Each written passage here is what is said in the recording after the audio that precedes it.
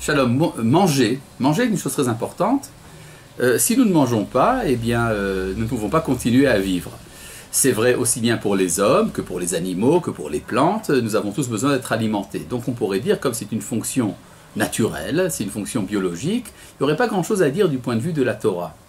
Or, quand nous lisons le texte de la Torah, nous voyons qu'il y a quelque chose d'absolument incroyable, c'est qu'alors que la Torah donne à manger, enfin, le Créateur du monde donne à manger aux animaux et aux plantes, il ordonne à l'homme de manger. C'est comme s'il y avait quelque chose de particulier dans la manière qu'a l'homme de manger, qui est que ce n'est pas trivial, ce n'est pas évident que l'homme peut manger.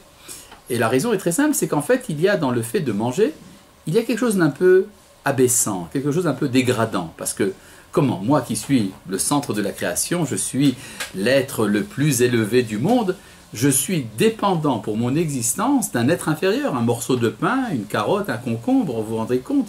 C'est absolument dégradant. Je ne peux pas vivre, moi qui suis l'essentiel, sans les autres. En fait, la Torah ici nous révèle quelque chose de très important, c'est que dans le fait de manger, il y a également un idéal. Il y a dans le fait de consommer des éléments de la création une élévation des êtres. Par exemple, prenez un cornichon. Tant qu'il n'était que cornichon, ce qui est très noble en soi, il n'y a pas de mal, en fait, c'est un végétal. Mais si il est consommé par un homme, eh bien, il fait partie maintenant de l'humanité, il s'est élevé. Si l'homme qui a mangé ce cornichon ou ce concombre va prononcer des paroles de sagesse ou des paroles de Torah, eh bien, le végétal aura participé à la propagation de la Torah, de la parole de Dieu dans le monde.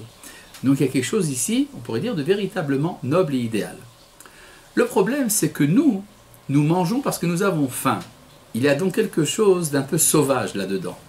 Mais l'idéal serait qu'il y ait une consommation des aliments dans un but exclusivement d'élévation, de noblesse.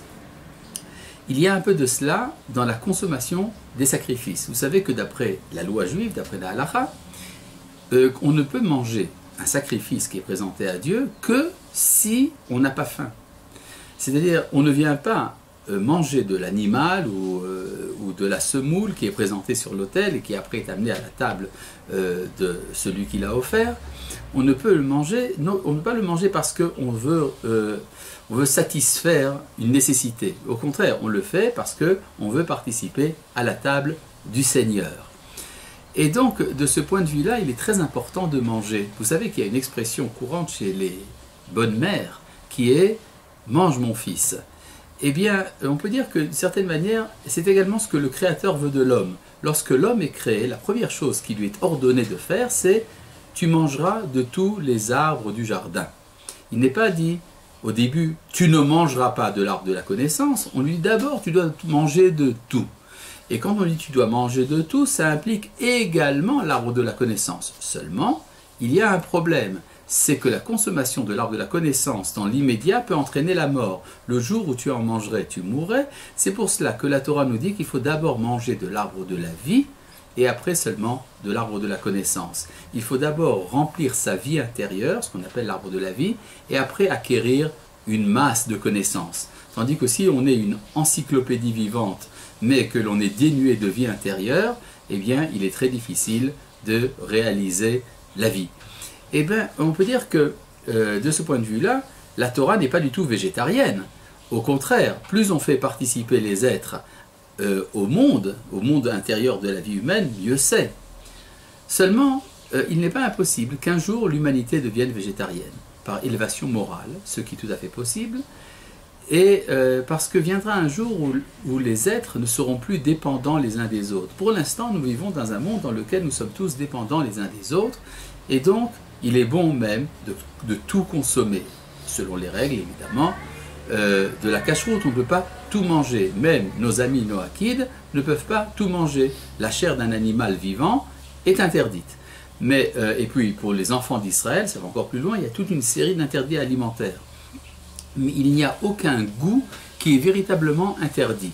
Le Talmud nous raconte que la femme d'un des grands maîtres du Talmud, qui s'appelait Yalta, a demandé à son mari à consommer le goût du lait cuit avec la viande. Vous savez que selon la Torah, on ne peut pas manger du lait et de la viande ensemble, mais elle a voulu quand même savoir quel goût ça avait. Son mari lui a donné des mamelles de vache grillées sur le feu. La mamelle de vache a le goût du lait et de la viande. Ça veut dire qu'en fait, il n'y a rien qui dans l'absolu interdit. Ce qui est simplement interdit, c'est dans certaines conditions. Et il est important donc de savoir retrouver quelle est la manière de faire participer tous les goûts de la création à l'économie du divin. En fait, l'espérance d'Israël, c'est le repas parfait dans un lieu parfait par des hommes parfaits. C'est ça la consommation du sacrifice dans le temple de Jérusalem. Lorsque nous présentons des sacrifices, des éléments de consommation au Créateur et que nous participons à sa table. Il y a, au moment de manger, il y a un devoir qui est de prononcer une bénédiction. En quoi consiste la bénédiction? Vous savez que dans la plupart des traditions spirituelles, quand on fait une bénédiction ou une prière avant de manger, c'est pour sanctifier la nourriture. Dans la tradition d'Israël, c'est exactement le contraire. On fait la petite prière, la bénédiction avant de manger, pour profaner la nourriture, c'est-à-dire la faire sortir, l'évacuer de la sainteté du Créateur et l'amener dans le domaine du profane, pour que l'homme ait le droit de consommer cette nourriture. Parce que si c'était une nourriture sacrée, il serait interdit d'en manger. Une fois que la nourriture est consommée, il y a une autre bénédiction qui, elle, est mentionnée dans la Torah, c'est ce qu'on appelle le Birkat Hamazon, les bénédictions que l'on récite après la nourriture, qui viennent élever l'aliment au niveau de l'être humain. Donc on peut dire que tout aliment passe par trois phases.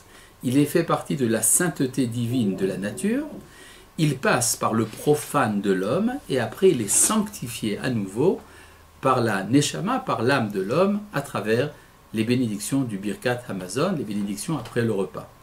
Donc vous voyez bien que la nourriture, c'est tout un projet, c'est quelque chose de extrêmement important. On pourrait dire, on est ce que nous mangeons. On est ce que l'on mange. Et si l'on mange comme il le faut, eh bien, on a participé à la réalisation et à l'achèvement de la création. Shalom.